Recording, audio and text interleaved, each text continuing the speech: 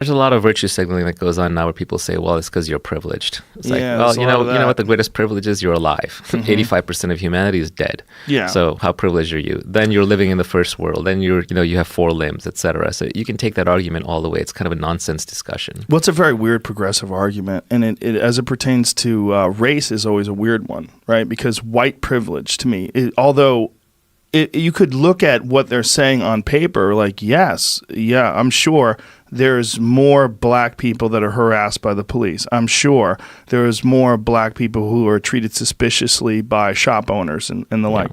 But the problem isn't the people who aren't treated poorly. The problem is the people who treat the people poorly. The problem is racism. The problem is not people that didn't ask to be born white or whatever they are, and they don't get harassed. So this idea of white privilege or male privilege or whatever it is, that's not the problem. You're just looking at someone who's not a victim of this particular problem that you're highlighting.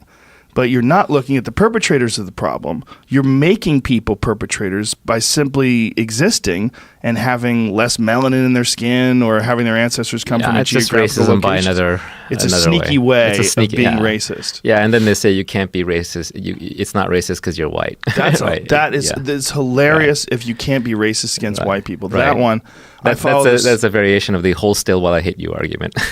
Stop struggling while I'm hitting you. But it's just so silly. You've just completely changed what racism means. But what's hilarious is that mostly the people who are yelling racist are not the minorities. When I look on my Twitter or my social media or on my news, it's white on white violence. Virtue signaling. Yeah, it's white on white violence. Yes. What's mostly going on is it's elitist whites, blue state whites, college-educated whites, beating up on high school-educated whites, blue-collar. It's a white-collar versus blue-collar war that's going on, and the rest of us are just kind of watching like, oh, that's kind of interesting. Well, it's also a side effect of the ability to broadcast, right? Like everyone with a Twitter handle has the ability to broadcast. Everyone with a Facebook page has the ability to pontificate and have these long, rambling, these huge statements that people put out.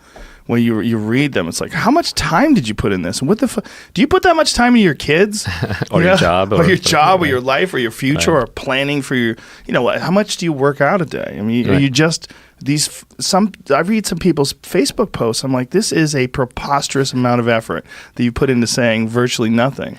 But see, humans are being creative. Yeah. Let's see an AI do that. Well, that's true. It is creative. It's creative in a very odd way, right? Because it's creative in that they're trying to elicit a response from people, and they're trying to raise their social value or raise their position on the social totem pole. It's signaling, and it's easy signaling because it's the kind of thing that everybody has to agree with you on because nobody wants to be seen as a horrible person. Yeah. And it's very hard to make the nuanced arguments against than it is to just kind of go along. Right. Well, it's some of it is so cliche that it seems like I know one guy who poses as a woman on Twitter, but he does it just one. Obviously. Yeah. Okay. What is the name? Tatiana McGrath? Yes. Yeah. Hilarious. Used to be Godfrey Elwick. Yes. Yeah. Oh, is that the same guy? I think so, yeah. That's hilarious. Yeah. I did not. They killed his account. They killed his account for, I'm not 100% sure. For pretending to be transracial. That's right. They didn't. Yeah. He basically says all the crazy stuff that the people on the left say, but he says the craziest version. Yes. And kind of just shows how it's okay. I saw a tweet from him recently. He just said, or her, that it's not okay to be white. Yes. That was the whole tweet. And then some people agree, but it's so close to what they say.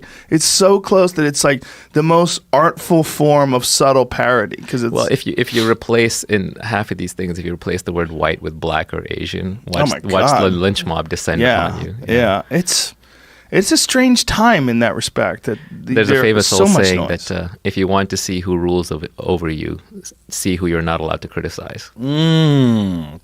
Excellent. Yeah, that's so true, right? Yeah, that's so true.